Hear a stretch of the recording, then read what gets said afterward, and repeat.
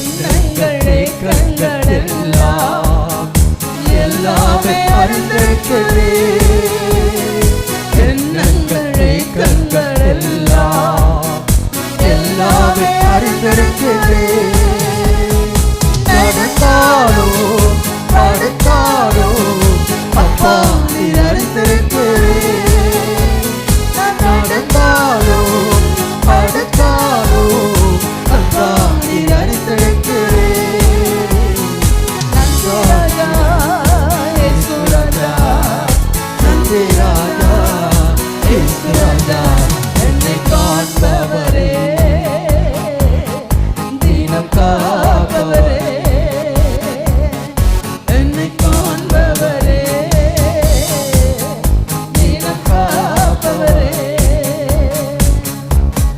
முன்னும் பின்னும் நெருக்கி நெருக்கி சுற்றி என்னை சூழ்ந்திருக்கிறேன். முன்னும் பின்னும் நெருக்கி நெருக்கி சுற்றி என்னை சூழ்ந்திருக்கிறேன். திருக்கரத்தால் தினமும் என்னை பற்றி பிடித்திருக்கிறேன். திருக்கரத்தால் தினமும் என்னை பற்றி பிடித்திருக்கிறேன். நன்றி ராஜா இயேசு ராஜா, உள்ளத்தின் ஆழத்திலிருந்து நன்றி ராஜா இயேசு ராஜா, என்னை காண்பவரே தினம் காப்பவரே, என்னை காண்பவரே தினம் காப்பவரே. கருவை கண்கள் கண்டன மறைவாய் வளர்வதை கவனிக்கிறேன். கருவை கண்கள் கண்டன மறைவாய் வளர்வதை கவனிக்கிறேன். அதிசயமாய் பிரபஞ்ச பக்குவமாய் உருவாக்கி, அதிசயமாய் பிரபஞ்சத்தக்க பக்குவமாய் உருவாக்கி. நன்றி ராஜா இயேசு ராஜா, நன்றி ராஜா இயேசு ராஜா, என்னை காண்பவரே தினம் காப்பவரே, என்னை காண்பவரே தினம் காப்பவரே. ஆண்டவராய் இயேசு கிறிஸ்துவின் நாமத்தினாலே உங்கள் அனைவருக்கும் கர்த்தராய் இயேசு கிறிஸ்துவின் நாமத்தினாலே எங்கள் அன்பான வாழ்த்துக்களை தெரியப்படுத்துகின்றோம். கர்த்தருடைய சத்தம் என்ற தொலைக்காட்சி நிகழ்ச்சிக்கு உங்களை அன்போடு வரவேற்று கர்த்தருடைய வார்த்தையை சொல்லி உங்கள் ஆசீர்வாதத்துக்காக ஜெபிக்க விரும்புகிறோம். இந்த நாளிலும் உலகத்தில் உள்ள மனிதர்களை மோசம் போக்கி பாழாக்கி வாழ்க்கையின் வளர்ச்சியை தடுக்கின்ற 3 வார்த்தைகளை உங்களுக்கு நினைப்பூட்டி அதிலிருந்து விடுதலை பெறுவதற்கான வழியை உங்களுக்கு நினைப்பூட்ட விரும்புகிறோம். உலகத்தையும் உலகத்தில் உள்ள மக்களையும் பாழாக்குகின்ற 3S's என்று சொல்லலாம். அதில் முதலாவது பாவம் என்ற வார்த்தையை குறிப்பிட விரும்புகிறேன். சின் என்ற வார்த்தை ஆங்கிலத்தில் ஒரு சிறிய வார்த்தையாயிருந்தாலும் இது உலகத்தில் உள்ள மக்களுக்கு பெரிய கேடுகளையும் நஷ்டத்தையும் உருவாக்குகிறது. பாவம் என்ற சிறிய வார்த்தை பெரிய நஷ்டத்தையும் வேதனைகளையும் பேர் அழிவுகளையும் மனிதர்கள் நடுவிலே ஏற்படுத்துகிறது. இதில் இருந்து மனுக்குலத்தை மீட்பதற்கு ஆண்டவராய் இயேசு கிறிஸ்து உலகத்துக்கு வந்தார். இன்றைக்கு உலகத்தில் அறிவு சகலவித டெக்னாலஜிஸ்கள் எல்லாம் வளர்ந்திருந்தாலும் மனிதர்களிடத்தில் பாவ பழக்க வழக்கங்கள் அதற்கேற்றபடி அதிகரித்திருக்கிறது. ஒவ்வொரு நாளும் உலகத்தில் நடக்கும் சம்பவங்கள் இதை நமக்கு காண்பிக்கிறது. இந்த பாவத்தினால் ஏற்படக்கூடிய விளைவுகள் நஷ்டங்கள் அநேக. அதில் ஒரு சிலவற்றை உங்களுக்கு நினைப்பூட்ட விரும்புகிறேன். முதலாவது, பாவம் ஒரு மனிதனை தன்னை படைத்த சிருஷ்டிகரும் ஆண்டவரும் தன் தேவனுமாகிய பரம தேவனிடத்திலிருந்து, பரம தகப்பனிடத்திலிருந்து அவனை பிரிக்கிறது. ஏசாயா தீர்க்கதரிசி 59ஆம் அதிகாரத்தை 2ஆம் வசனத்தில் இவ்விதமாய் குறிப்பிடுகிறார்: உங்கள் பாவங்கள் உங்களுக்கும் உங்கள் தேவனுக்கு நடுவே பிரிவினையை உண்டாக்கியிருக்கிறது. Your sins have separated you from your God. தேவனை விட்டு பிரித்திருக்கிறது. இன்றைக்கு தேவன் யார், தேவனோடு உள்ள ஐக்கியம் என்ன என்பதை மக்கள் புரிந்திருப்பார்கள் என்றால் எவ்வளவோ ஆசீர்வதிக்கப்பட முடியும். பாவமானது ஒரு மனிதனுக்கும் தேவனுக்கும் நடுவே ஒரு பிரிவினை சுவரை கட்டி மனிதன் தேவனை நெருங்க முடியாத ஒரு நிலைமையை ஏற்படுத்துகிறது. வேதாகமத்திலே லூக்கா சுவிசேஷத்தில் இளைய குமாரன் என்ற ஒரு சம்பவம் தெரியாதவர்கள் யாருமே கிடையாது. அவன் தன் துன்மார்க்கத்தினாலே, தன் பாவ இச்சையினாலே தகப்பனை விட்டு வெகு தூரத்துக்கு, தூரமான தேசத்துக்கு சென்றான். தகப்பனோடு இருந்த காலத்தில் அவன் வாழ்வு எவ்வளவு மேன்மையாக இருந்திருக்க முடியும். அவனுடைய தகப்பன் ஒரு பெரிய ரிச்மேன்.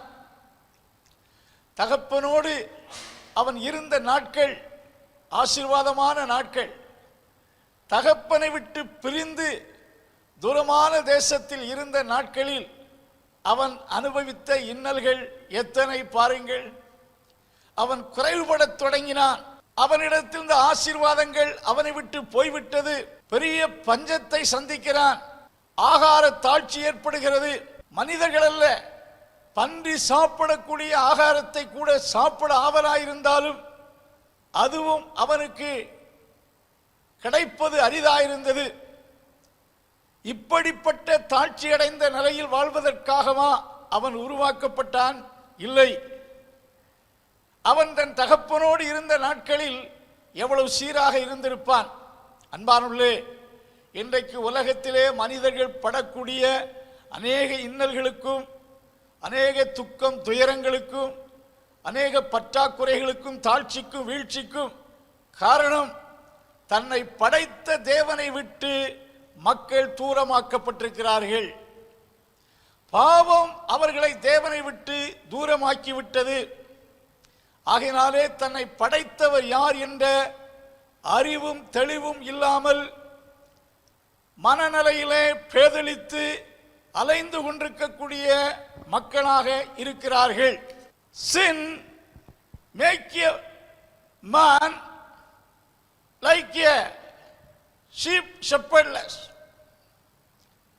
அதாவது பாவமானது ஒரு மனிதனை மெய்ப்பனற்ற ஒரு ஆட்டை போல மாற்றுகிறது.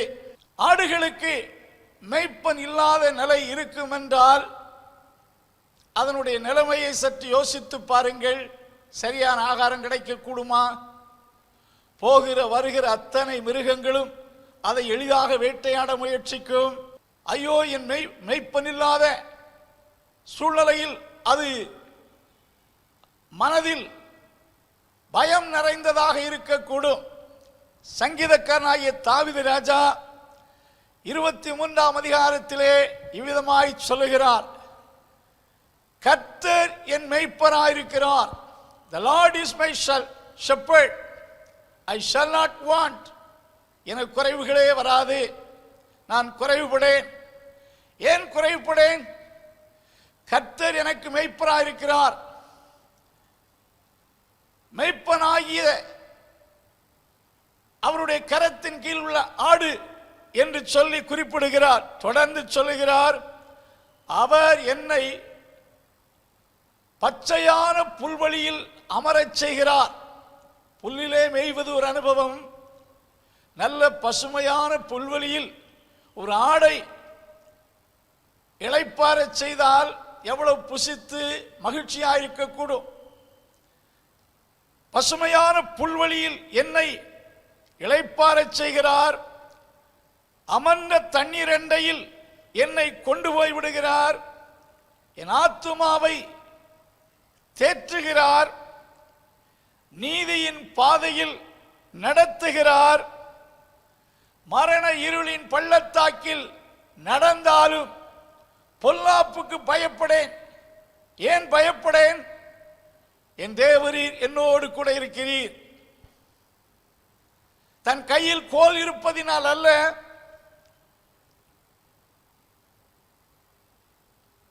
மரண இருளின் பள்ளத்தாக்கு என்றால் பயப்படத்தக்க சூழலை நிறைந்த ஒரு பள்ளத்தாக்கில் நடந்தாலும் பயப்படேன்.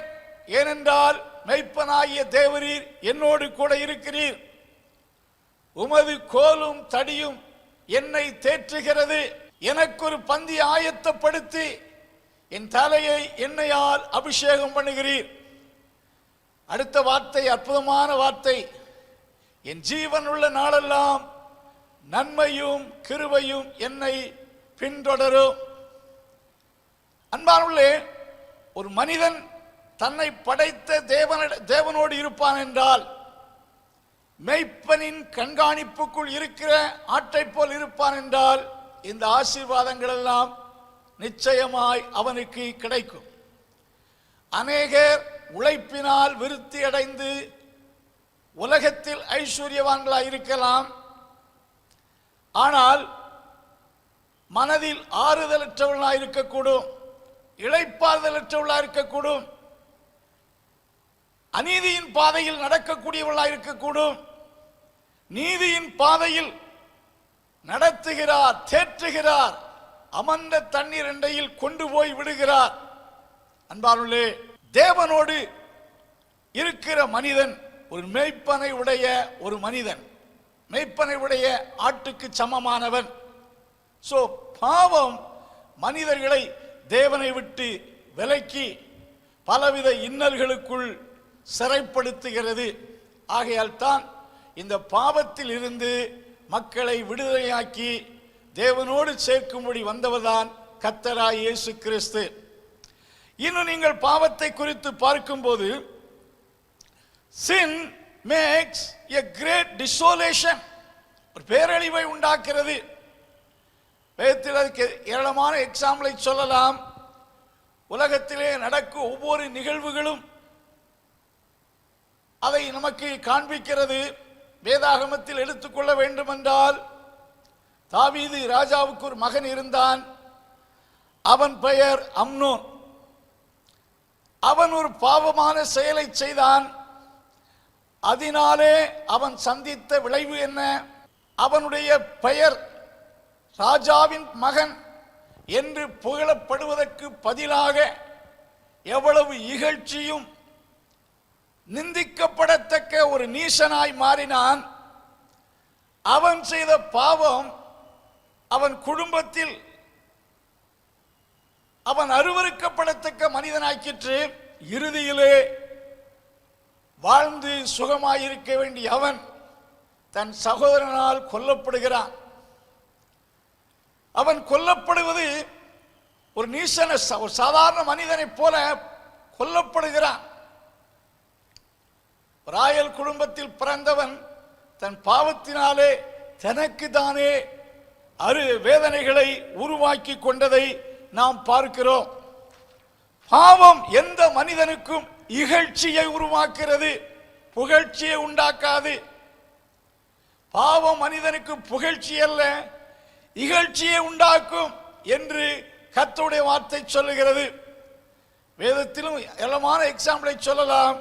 உலகத்திலே நாம் அதை பார்க்கிறோம். மூன்றாவதாக சொல்ல வேண்டும் என்றால், பாவம் ஒரு மனிதனுடைய மனதில் ஒரு பேர் பாரத்தை உண்டாக்கிறது. விடுதலை கொடுப்பதற்கு இயேசு வந்தார்.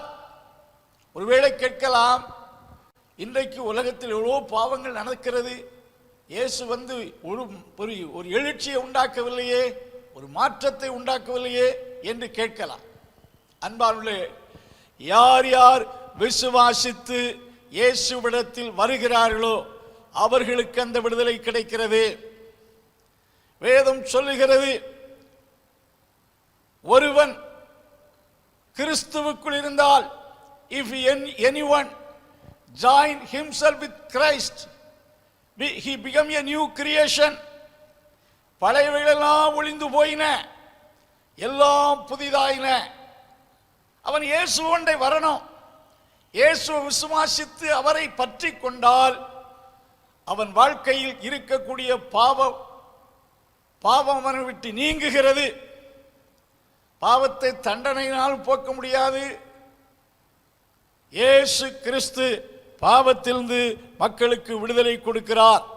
பாவத்திலிருந்து விடுதலை பெற்று தேவ ஆசீர்வாதத்தை பெற்றுக் கொள்ள வேண்டும். எரேமியாவின் புஸ்தகம் 5ஆம் அதிகாரம் 25ஆம் வசனத்திலே இவ்விதமாக ஒரு வார்த்தை சொல்லியிருக்கு, உங்கள் அக்கிரமங்களே உங்களுக்கு உங்கள் தேவனிடத்திலிருந்து நன்மையை வர ஒட்டாதிருக்கிறது. தேவன்தான் மக்களுக்கு நன்மை செய்கிறவர். வாழ்க்கையில் பெற்றுக்கொள்ளக்கூடிய எல்லா நன்மைகளும் தேவனிடத்தில் தான் நமக்கு வருகிறது. நன்மையான எந்த ஈவும் ஜோதிகளின் பிதாவாகிய தேவனிடத்திலிருந்து நமக்கு இறங்கி வருகிறது. ஸோ இப்படி வரக்கூடிய நன்மையை பிளாக் பண்ணக்கூடிய, தடை பண்ணக்கூடிய காரியம் எதுவென்றால்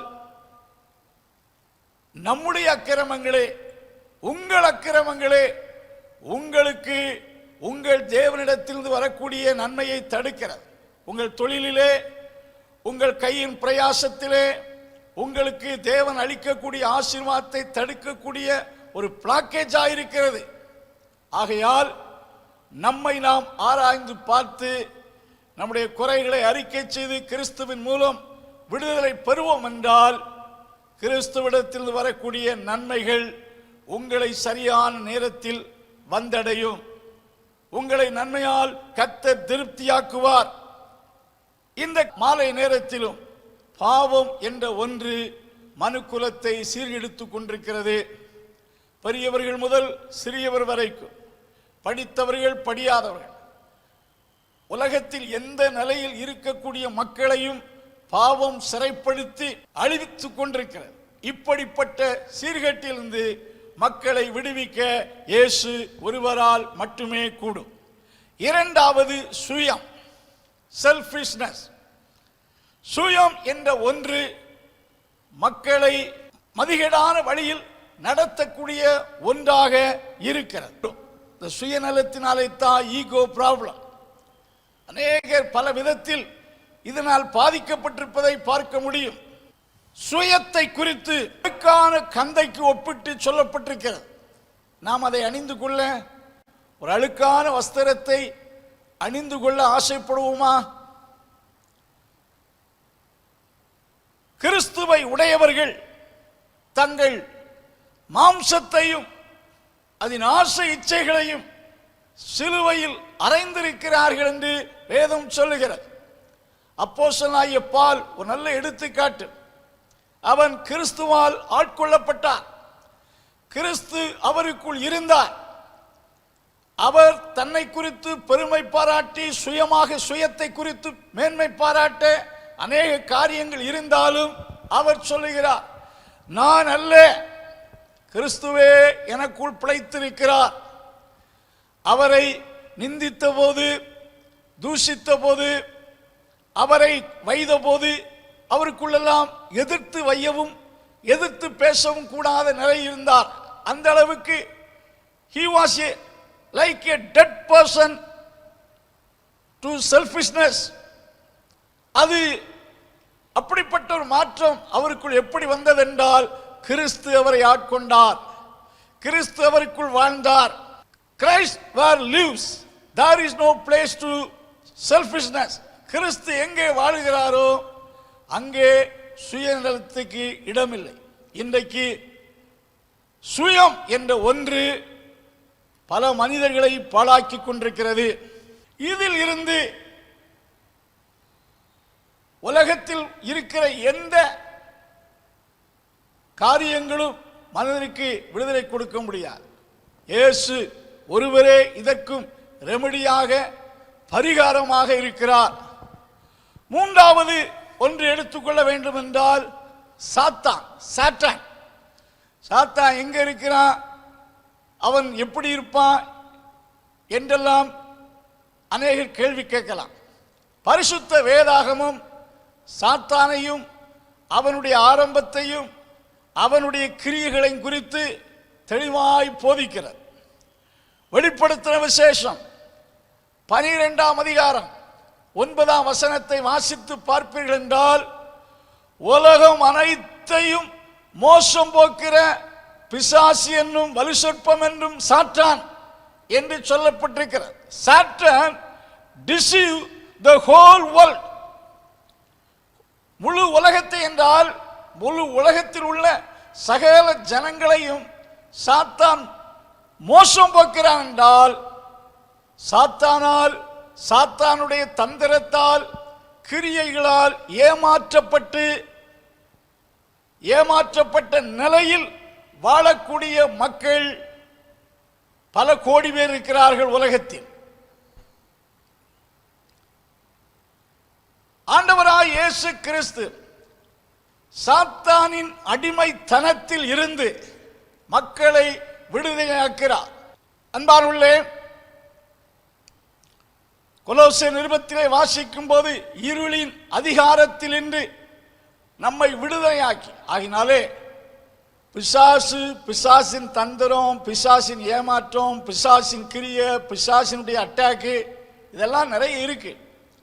கர்த்தர் அப்படிப்பட்ட தீய சக்தியிலிருந்து தம்முடைய ஜனங்களை விடுவிக்கிறார். இப்படிப்பட்ட எல்லா விடுதலையும் நமக்கு கொடுப்பதற்காகத்தான் இயேசு என்னும் இரட்சகரை உலகத்துக்கு தேவன் அனுப்பினார். ஆண்டவர் கொடுக்கிற விடுதலை அற்புதமானது. இயேசு பாவத்திலிருந்தும் சுயத்திலிருந்தும் பிசாசினுடைய கட்டுப்பாட்டில் இருந்தும் மக்களை விடுதலையாக்கி இந்த உலகத்திலே ஒரு விடுதலை உள்ள மக்களாய் வாழ வைக்கிறார். இப்படிப்பட்ட பெரிய விடுதலையை பெற்றுக்கொள்ள நாம் என்ன செய்ய வேண்டும்? இயேசுவோடு சென்ற மக்கள் அவரை அதட்டி சத்தமிடாதிருங்கள் என்று சொன்ன அதட்டின போதிலும் சத்தமிட்டு, இயேசுவே தாவீதின் குமாரனே இறங்கும் என்று கூப்பிட்ட போது, வாழ்நாளெல்லாம் குருட்டுத்தன்மையில் பார்க்க முடியாத நிலையில் இருந்தவர்களை அந்த கூப்பிடுதலின் மூலம் இயேசு அவர்கள் நடுவிலே அற்புதமாய் அவர்களை விடுவித்ததை பார்க்கிறோம். அவர்கள் இயேசுவை விசுவாசித்து கூப்பிட்டார்கள். இயேசு இந்த வழியாய் போகிறார் என்று சொல்வதை அறிந்து இயேசுவே இறங்கும் என்று கூப்பிட்டார்கள்.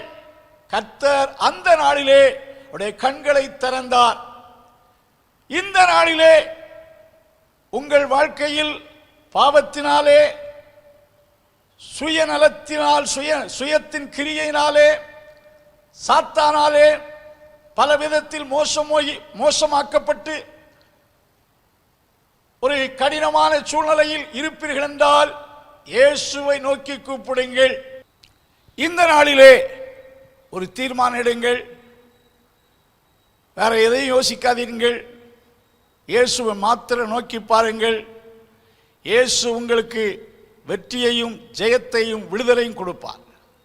கர்த்தர் இந்த ஆசீர்வாதத்தை உங்களுக்கு தரும்படி உங்களுக்காக ஜெபிக்க விரும்புகிறேன். நீங்கள் இருக்கிற இடத்திலே இயேசுவை நோக்கி கூப்பிடுங்கள். கர்த்தர் உங்களுக்கு ஜெயத்தை தருவாராக.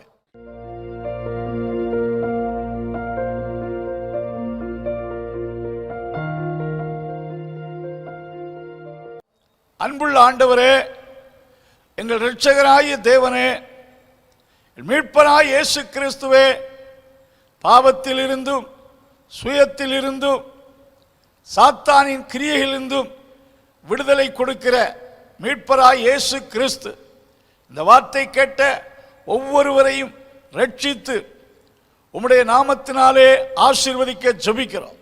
உம்முடைய கல்வாரியின் இரத்தத்தினால் கிடைக்கிற விலையேறப்பட்ட மீட்பை இந்த நாளில் ஒவ்வொருவரும் பெற்றுக்கொண்டு ஆசீர்வதிக்கப்பட கர்த்தர் இரக்கம் செய்யும். தேவனுடைய ஆசீர்வாதம் ஒவ்வொருடைய குடும்பத்தில் வருவதாக.